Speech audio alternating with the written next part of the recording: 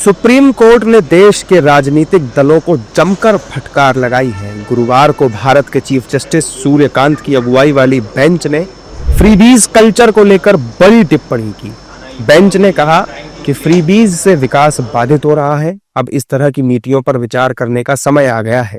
इस तरह की योजनाओं के माध्यम से संसाधन देने के बजाय पार्टियों को योजनागत नीतियां लानी चाहिए, जिससे कि लोगों का जीवन बेहतर हो सके, जैसे कि बेरोजगारी की योजनाएं। देश के ज्यादातर राज्य राजस्व घाटे में चल रहे हैं और फिर भी वे इस तरह की मुफ्त की योजनाएं बांट रहे हैं। सुप्रीम कोर्ट की इस अहम टिप्पणी के बाद राजनीतिक प्रतिक्रियाएं सामने आ रही हैं। बीजेपी कोर्ट की टिप्पणी पर क्या कुछ कह रही है, एक बार आप वो सुनिए।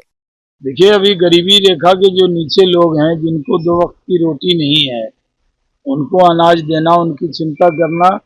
जब ये देश गरीबी रेखा से ऊपर आ जाएगा, विकसित भारत बनेगा, तो बहुत सी चीज़ों की ऐसी मदद नहीं हो पाएगी। आज सरकारें जब ये देती हैं तो ये ध्यान रखती हैं कि गरीबों की मदद की जाए, लेकिन जो टैक्स पेयर हैं, जो सक्षम लोग हैं, उनको कोई रेवड़ी नहीं दी जा रही। याद रखिए कि भारत की सरकार जो है, भारत जो है वेलफेयर स्टेट है।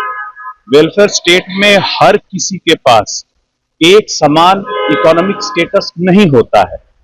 कुछ लोग होते हैं जिनको मदद देने की जरूरत पड़ती है।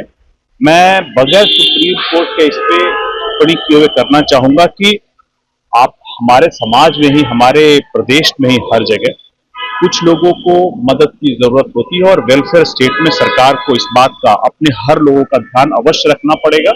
अब इसको सरकार किस रूप में आगे बढ़ाती है यह देखना होगा, नहीं तो वेलफेयर स्टेट का काम एक कैपिटलिस्ट स्टेट की तरह काम नहीं होता है। अपने हर नागरिक का ध्यान रखना पड़ता है। जबकि विपक्ष के नेता भी सुप्रीम कोर्ट की टिप्पणी पर कुछ भी बोलने से कतरा रहे और कोर्ट की टिप्पणी को केंद्र सरकार की साजिश बता रहे हैं। सर्वोच्च न्यायालय ने गलत नहीं कोई टिप्पणी करती, मैं उस पर कुछ नहीं कहूंगा, लेकिन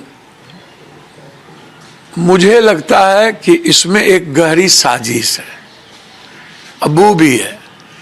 अब भारत सरकार के जब पैसे खत्म हो रहे हैं और स्थिति बुरी हो रही है, तो मुझको लगता है कि भारत सरकार इस रेवड़ी को खत्म करने के लिए एक नया रास्ता तैयार कर रहा है और इसमें इनके अटॉर्नी जनरल की भूमिका ज़्यादा है। वोट मिल गई, 3 बार ये प्रधानमंत्री हो गए, रेवड़ी और 10,000 रुपया और 83 करोड़ लोगों के 5 किलो अनाज पर आपने सब नाच नच लिया।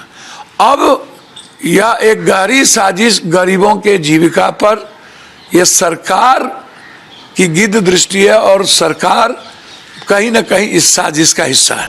दरअसल सुप्रीम कोर्ट ने यह टिप्पणी तमिलनाडु के पावर डिस्ट्रीब्यूशन कॉरपोरेशन लिमिटेड की याचिका पर सुनवाई के दौरान की, जिसमें राज्य में सबको मुफ्त बिजली देने का प्रस्ताव रखा गया। हालांकि इस बयान पर अब सियासत शुरू हो गई है।